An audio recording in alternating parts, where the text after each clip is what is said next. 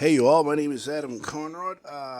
Today, Tuesday, July 22nd, 2025, I was out doing my everyday thing out in the community. I was out in Elderbrook, Nova Scotia. I was cutting lawns and stuff way out in Elderbrook. And I just happened to check my smartphone and I was just reading the news listings and I read that today, Tuesday, July 22nd, 2025, Ozzy Osbourne had passed away.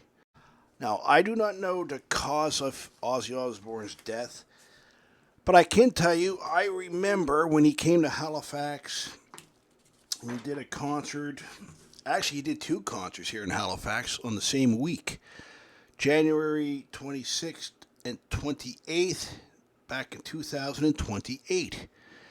And I remember that concert quite well because Ozzy Osbourne had his stage manager, Tony Dennis, give me two free tickets to watch his concert in Halifax. It was held at the Halifax Metro Center at the time. And I remember going in for free. I remember going to the box office. The buddy said, "What's your name there?" And I showed my ID. And he said, "Oh, yeah, Mr. Tony Dennis set a couple tickets for you aside and a guest."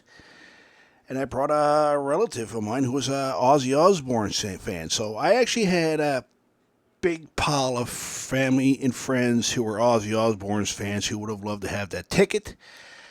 And I was looking for a certain fan who I could make their free concert of Ozzy Osbourne actually happen. And like I told them, if it wasn't for me working at the Lord Nelson Hotel back in 2008, those two free tickets would not have happened. And I can tell you right now, when Ozzy Osbourne stayed at the Lord Nelson Hotel, it was January of 2008. I can't exactly remember what date.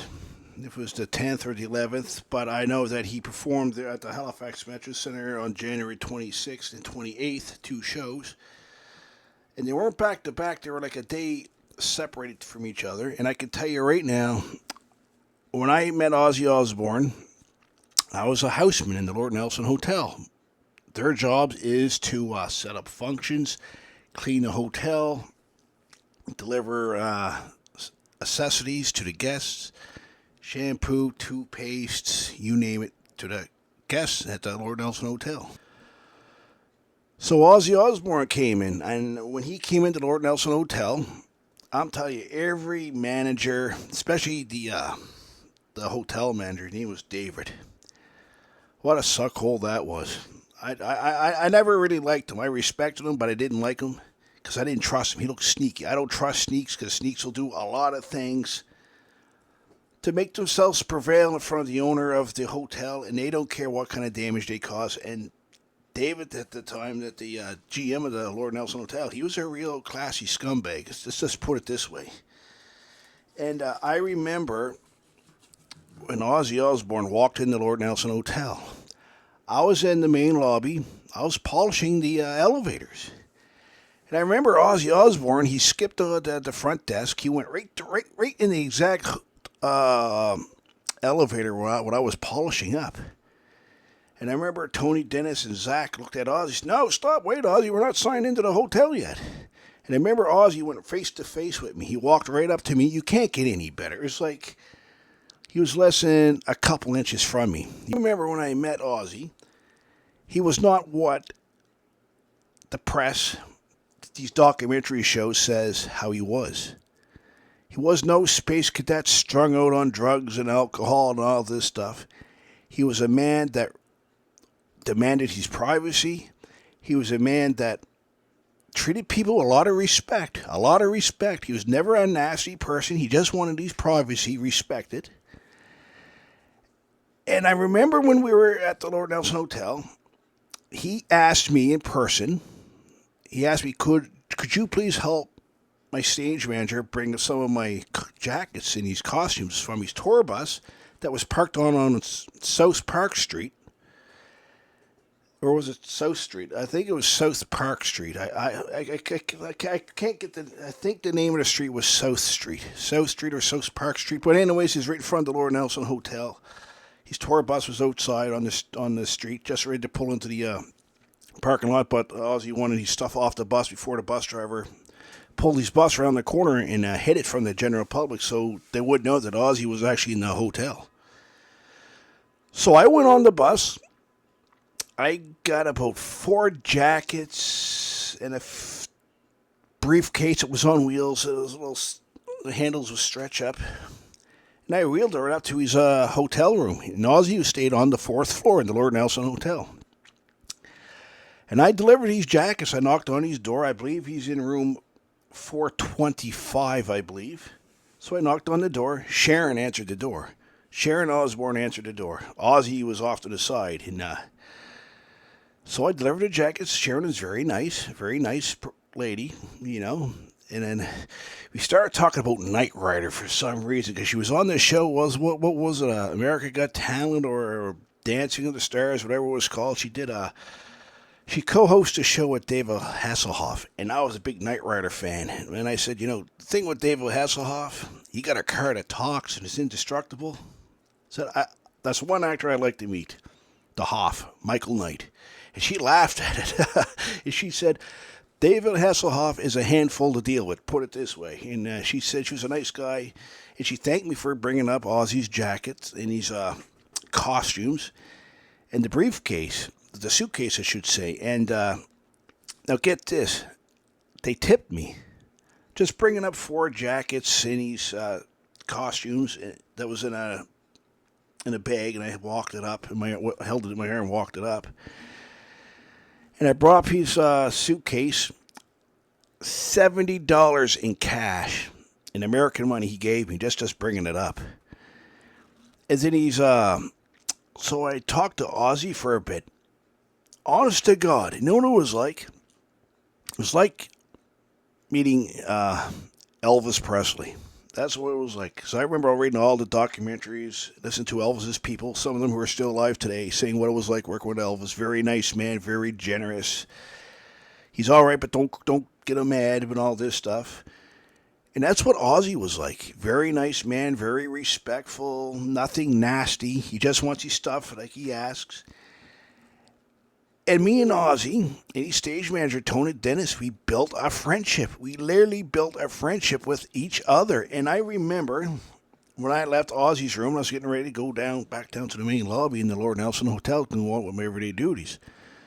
So this guy waved to me. He said, "Could you like this?" He asked me if I could come here. He wanted to ask me something. I said, "What would you like?" And he said, "Could you bring my clothes down? It's in a bag. Bring it down to the laundry room. I like to have it washed for the morning, if you know what I mean." Because he said, "I've been on the road all day. I'm tired. I know. I usually I'll do this myself, but in the hotel, I got no time." So I grabbed his stuff. All right. So I said, "Give me you got a hotel number, a phone to your hotel number?" And he went over.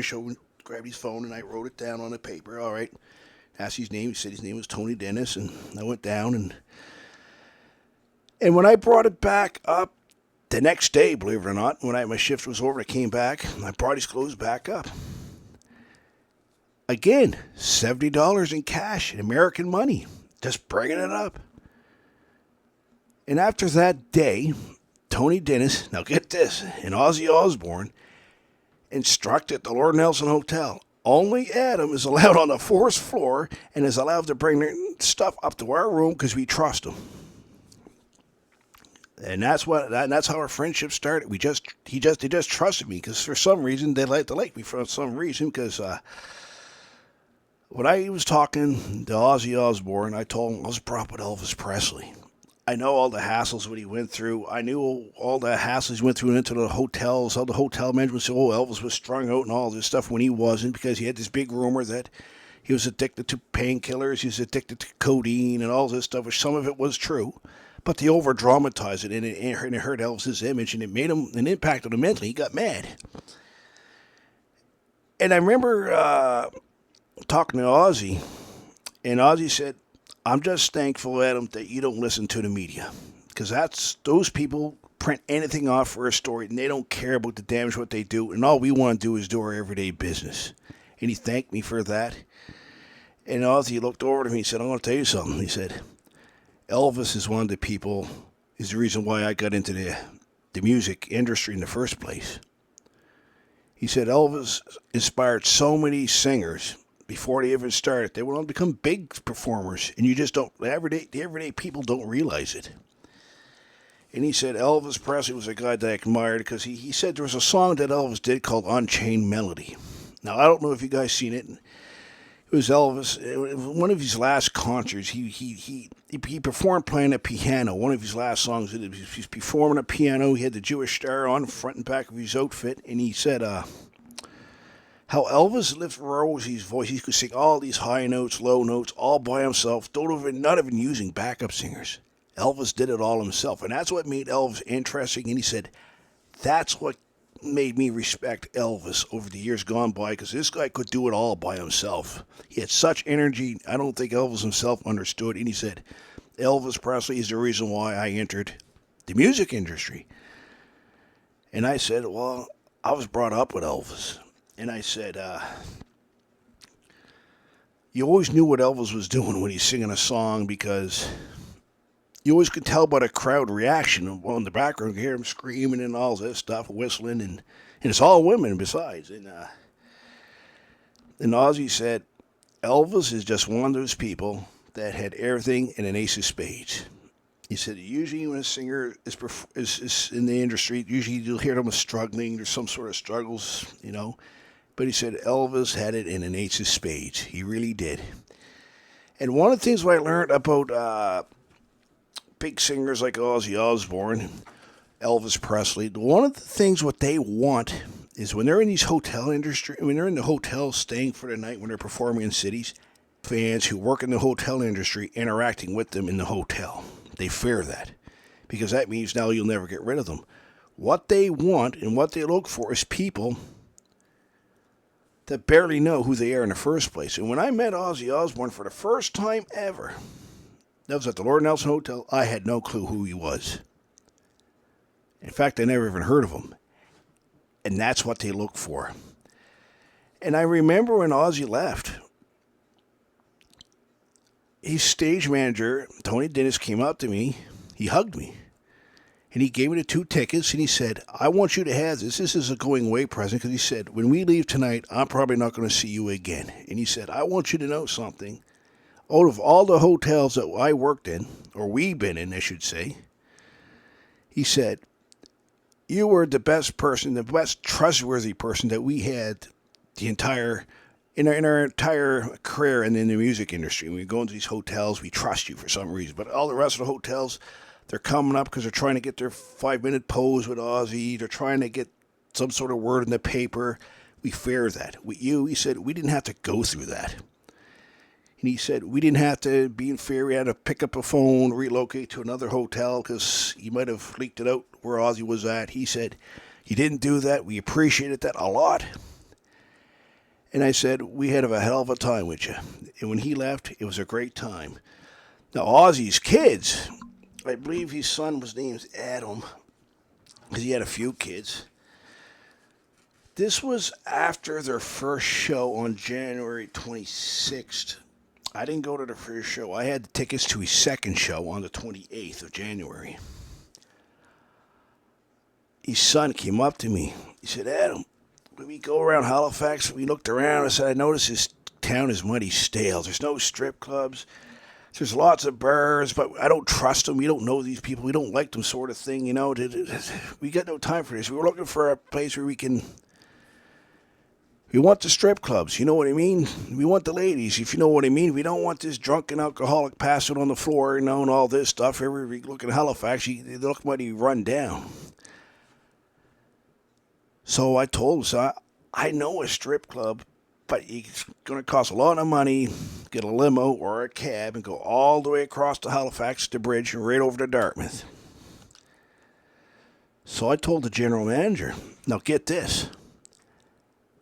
They spent the money, and they literally got us from the Lord Nelson Hotel. Now get this, we went from the Lord Nelson Hotel all the way to Ralph's place in Dartmouth on Main Street. And if you read their rumors, you hear that one of Ozzy's band players bought equipment, I believe it was at Long McQuaid on Main Street.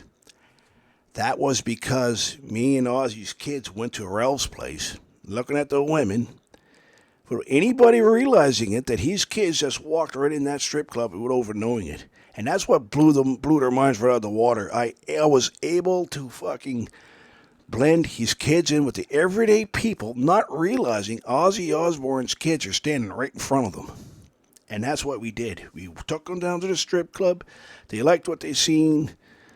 Well, they said some of the women shouldn't have been on stage. It was enough to scare them away. They didn't like some of them, but there's some good ones out there they like. So we did that. And when we went back, my God, were there were some of them was a little strung out. They didn't care. The liquor was pouring in. The bartenders wondering, who the hell can afford this kind of liquor? And they're handing out the money like it was nothing. That's because it was Ozzy Osbourne's kids. They got lots and lots and lots of money. And I remember we had a hell of a time there, and we got back to the Lord Nelson Hotel. I went back home, and the next day, I think these kids were still in bed come like 3 in the afternoon when my shift was ready to start again. So that just shows you. But when I read today about Ozzy Osbourne's passing, I was surprised but not surprised at the same time, because death can happen at any time. You don't need an illness. You don't need a reason to pass away. If you're going to pass away, it's going to happen one way or the other. There's no actual stopping it. And when I looked at Ozzy's background, he was strung out. He took the wrong direction on the drugs and all this stuff and the alcohol when he shouldn't have. And his wife Sharon did a hell of a job getting them off it. I take my hat off to her. But the end came. It doesn't matter what you do. I say Elvis Presley is probably the only singer that became victim to the unneeded drugs. And when you're talking drugs with Elvis, you're not talking street drugs. You're talking prescribed medication, unneeded prescribed medication by the doctor. If you don't give him what he wants, he's gonna bring his father and he's gonna fire your ass on the spot. That's the way Elvis was. It's his way or you're fired. His way or the highway. Ozzy Osbourne, when I met him, was very nice. And when I heard of his passing, I just said this was my actual instinct. This was my actual emotion inside me. There was no sad, there's no happiness. It was just acceptance. He passed away. You met him. You became friends with him. I never heard from him since the day he left. His stage manager, Tony Dennis, spoke a few times on the phone after when they left. Not a lot, but we did. But when he passed, he passed. But I gotta say, my time with Ozzy Osbourne was unforgettable. The hotel staff at the Lord Nelson Hotel, I don't know what their stories are, but there was a story at the Lord Nelson Hotel when Ozzy called down around 3 in the afternoon. Because, performers like them, they're on the road. The time zones, they go to different cities, time zones change. And there was an incident. Ozzy Osbourne called down to the catering service. I believe they're called RCR. Now, don't ask me what RCR stands for, the name of the company, but I do know the owner. I knew her husband. Well, I know the owner's husband, but I don't know the actual owner herself. But either way, just a married couple, so both of them own it. And I told the owner this story, and they heard of it. And they said if they would have known who this person was who answered the phone with Ozzy Osbourne, that staff member would have been fired on the spot, no questions asked. You're fired. Go down, clean out your locker. You're out of here. Around 3:30 in the afternoon in January of 2008, Ozzy Osbourne called down. He woke up. Morning to him is in the afternoon, 3 in the afternoon. He wanted these scrambled eggs and bacon and his coffee and his stuff that he eats in the morning. So 3 in the afternoon is breakfast to him. So the woman on the phone in answer said, sorry, our breakfast servings ends at 11:30 in the morning. And Ozzy got taken back. So what? I called here earlier and I want my breakfast and I want my scrambled eggs and bacon at a certain time. And I know what Ozzy's voice sounds like when he gets mad. I can just sound like he's like, blah, blah, blah, blah, blah. He's pretty serious. He tries to keep he tries to keep himself cool when he's mad. And that's why he was like, and so he called the general manager after when the catering service woman who answered the phone said, sorry, we can't serve you after 11 o'clock. At 11:30, that's when our servings end. And top it off, the woman hung up on him. So Ozzy Osbourne picked up the phone. He called down to the general manager at the Lord Nelson Hotel. And he had stated, if I do not get my bacon, if I do not get my scrambled eggs and my coffee and my breakfast exactly at 4 o'clock, he said, I'm pulling my ass out of this fucking hotel and we're going somewhere else and I'm going to the press and I'm going to tell them why we just pulled out. That went through the Lord Nelson Hotel like wildfire. I remember hearing that. And I was a little shocked. I said, who the hell would be dumb enough to do that? You contract your catering, you contract your kitchen out to a private company. What do you expect? So the general manager picked up the phone and called the catering service and said, if you guys do not deliver Ozzy Osbourne's breakfast order in exactly 15 minutes, your ass is going to be fired. We're going to find out who picked up that phone and hung up on him, and we're going to fire you on the spot. You're going to give him what he wants, or you're out of here. The manager said you got 15 minutes to do it. So exactly around 4 o'clock, they knocked on his door. There was his breakfast, and they apologized to him. And Ozzy wasn't having it. He just out, and that was it. And he didn't slam the door, but I guess Sharon told him, said, you got to get better service skills, if you know what I mean. Sort of see what she's saying. You don't say no to a celebrity like him. And the only thing that's left of that concert now, when I went to Ozzy Osbourne's concert, he gave me those 2 free tickets back in January 2008, is those 2 tickets. It's the price. It says 0.00, and the reason why it says 0.00 is because the tickets were free, because Ozzy Osbourne had his stage manager, Tony Dennis, give me the tickets. And me and my cousin, we went to it. And I could have even brought somebody in there if I known him at the time. But if I did, see, my dealings, if I'm dealing with a celebrity like him, I got to have their total, complete cooperation and their silence. It's just like, I'm going to make you disappear for a whole day. There's no sign of it. There's nothing. Because I do not want somebody coming along who's leaking it out that you're going to go see Ozzy Osbourne when he's standing in Halifax, so the press knows where he's at, and so the fans know where he's at, and then the fans will not leave him alone. That's why I did how I do things, and it was my cousin. She wanted to meet Ozzy Osbourne. And I said, I can make it happen, but you got to keep mighty quiet. Basically, shut up. Nothing, no friends, your family, nothing is allowed to know where you're going with me on a certain date in a certain car, and we're going to stop at this hotel, and we're going to get out, and we're going to go through a certain walkway, and this elevator is going to take us straight up to you know where. So she was all good for it. All right, she kept it quiet. Lo and behold, she leaked it out. I seen one of her friends hanging around my mother's apartment that time on Gaston Road in Dartmouth.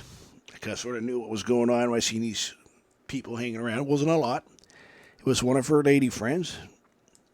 I didn't care. I see, when I do business, I'm mean. I'm serious. So I called up my cousin the next day. I just, hung around the hotel, my mother's apartment, and I interacted with her friends. And I said, what are you here for? And sure enough, they leaked it out to mention Ozzy's name. I said, first of all, I wanted you to get your arse off this property. Don't come back, because if you do, I'm going to have the police. I'm going to throw you out, because I don't want you here. And I basically let it off. It's all false. It's not happening. It didn't know what you're talking about, sort of thing. So I just told him to get out. But when I acted aggressive like that, I sort of let the cat out. Well, if this ain't true, then why is he aggressive? So I picked up the phone. I called my cousin. I said, guess what?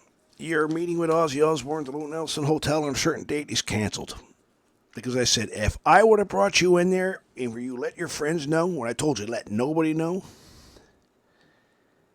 they could have caused Ozzy Osbourne a great deal of stress to the point he would have had to relocate to a hotel, unnamed location. I would have got fired for it off the bat. And top it off, that's what entertainers fear. That there. And when I brought I should say brought, when I was working on that meeting set up with my cousin, Ozzy Osbourne, it was in his hotel room. She had about 20 minutes with him. He was willing to meet with her for 20 minutes. And then after that, well, the thing was a photo op picture. It would be allowed. But this is how we do it. We'll let you take the picture, but we don't want you to develop that picture until Ozzy Osbourne had left the community. Because everybody will know, oh, that's they'll know where he's at. Oh, that's so-and-so the location. That's the Lower Nelson Hotel. That's why people like me, when I'm doing business with celebrities, I don't want photo ops to be the pictures to be developed until after the celebrity left, so they can go into every business, everyday stuff. And when they're gone, all right, develop all you want because nobody cares. But that's how we did things. But like I said, actually, I mentioned it on my Trailer Park Boys segment. And I said, if the Trailer Park Boys did their homework right, I said, fuck Snoop Dogg. Nobody gives a shit about him anyways. He's a rapper that pisses a lot of people off. Me, I couldn't get into him no matter how hard he tried. I suppose you could have if I met him in person. But I said, I'm pretty sure the fans of Trailer Park Boys would much rather see the Prince of Darkness, Ozzy Osbourne, walk on the set of Trailer Park Boys instead of this dull, boring rapper called Snoop Dogg, who is basically offending a lot of people when he's around. But Ozzy Osbourne, he would have blew the pants right off the fans of Trailer Park Boys because I had the golden ticket. Rob Wells, J.P. Trombley, Mike Smith, they didn't have their golden ticket. But I did. But if that meeting set up like with my cousin Ozzy Osbourne in the Lord Nelson Hotel, that could have been any person I knew out in the community. It could have been Darren. It could have been Archie. It could have been Scott. It could have been Ryan. It could have been anybody. But I just happened to pick my other cousin here, but she blew it. And I wasn't bringing somebody in to replace her because that was that. But anyways, yeah, I wasn't sad or anything when I heard of Ozzy's passing. I was just, well, it is what it is. He passed away. I mean, now, I don't know if he was sick or whatever the case may be. It is what it is sort of thing. But anyways, my name's Adam Conrod. And that's my story when I met Ozzy Osbourne in Halifax in January of 2008.